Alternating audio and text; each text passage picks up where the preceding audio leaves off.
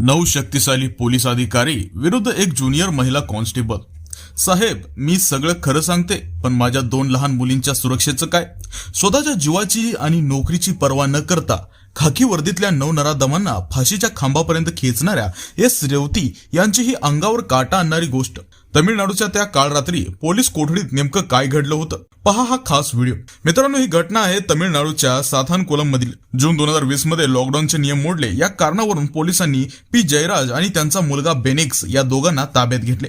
पण नंतर सीबीआयच्या तपासात धक्कादायक वास्तव समोर आले।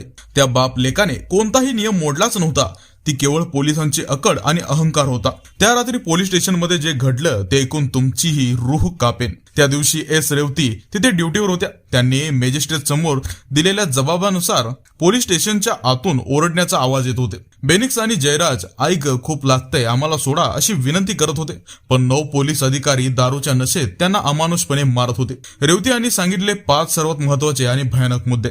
पहिला, पोलिसांनी बाप लेकाला विवस्त्र करून त्यांचे हात बांधले आणि अमानुष मारहाण केली।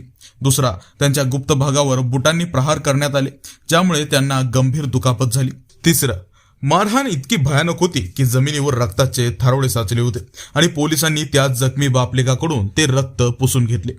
ज्यावेळी रेवती यांनी त्यांना कॉफी देण्याचा प्रयत्न केला तेव्हा वरिष्ठ अधिकाऱ्यांनी ती कॉफी हिसकावून फेकून दिली। 5, काही दिवसातच या अतोनात छळामुळे त्या बापलेकाचा कोठडीत मृत्यू झाला।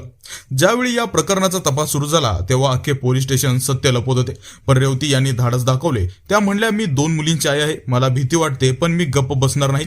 पोलीस स्टेशन बाहेर शेकडो पोलीस त्यांना धमकावण्यासाठी उभे होते, पण मॅजिस्ट्रेटच्या सुरक्षेत त्यांनी आपली साक्ष नोंदवली आणि सीसीटीव्ही फुटेजमधून प्रत्येक गुन्हेगाराला ओळखले। 7 एप्रिल 2026 रोजी न्यायालयाने या ऐतिहासिक प्रकरणात निकाल दिला। एस रेवती यांची साक्ष सर्वात मुख्य पुरावा ठरली आणि 9 पोलिसांना फाशीची शिक्षा सुनावण्यात आली।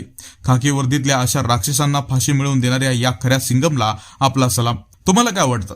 अशा धाडसी महिला अधिकाऱ्यांमुळेच अजूनही सामान्यांचा कायद्यावर विश्वास टिकून आहे का? कमेंटमध्ये नक्की सांगा आणि अशाच माहितीसाठी आपल्या पेजला फॉलो नक्की करा।